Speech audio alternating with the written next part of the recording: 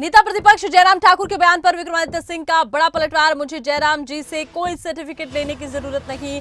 जयराम ठाकुर अपने कार्यकाल में रात को फैसले लेते थे, सुबह पलट जाया करते थे। जयराम ठाकुर अधिकारियों के फैसले लेते थे और फिर पलट जाते थे। दरअसल नेता प्रतिपक्ष जयराम ठाकुर ने मंडी में विक्रमादित्य सिंह पर निशाना साधते हुए उन्हें पल पल पलटू राम कहा था, जिस पर अब विक्रमादित्य सिंह ने पलटवार किया।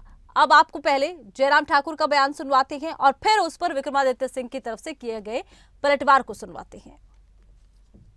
विक्रमादित्य के बारे में मैं अभी ज्यादा कहना नहीं चाहता हूं। पहले तो ये स्पष्ट हो जाए कि वो चुनाव लड़ने की बात सोच रहे हैं, नहीं सोच रहे हैं, कि मुख्यमंत्री के खिलाफ उनने किस हद तक बातें कही हैं, उनकी माताजी ने किस प्रकार से बात कही है। तो अब लोग ने उनका पलटू राम नहीं रखा, उनका नाम पल पल पलटू। वो हर पल पलटते हैं। ये नया नाम है पूरे हिमाचल प्रदेश में उनके बारे में प्रचलित हुआ है। मैं एक बात बड़ा साफ कह रहा हूं, ये सरकार जा चुकी है, ये सरकार है ही नहीं।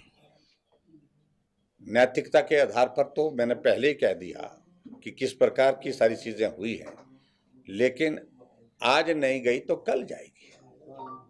इस बात को लेकर के जो मर्जी करें, हमें कुछ करने की ही जरूरत नहीं है। ये अपने बोझ से ही, अपने ही कारनामों से, अपने ही सारी काम करने के तौर तरीकों से ही सरकार जो है वो अपने संकट में आई है। इसलिए मेहरबानी करके हमने कहा कि हमें मत दोष दीजिए।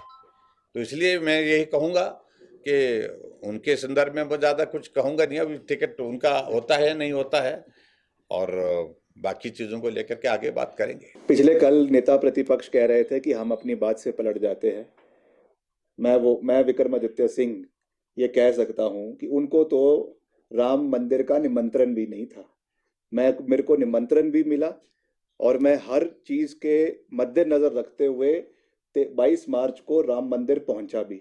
जो बात मैंने कही थी उसको मैंने पूरा कर दिखाया है। इसलिए मुझे जयराम जी से कोई सर्टिफिकेट लेने की आवश्यकता पहली बात तो है नहीं।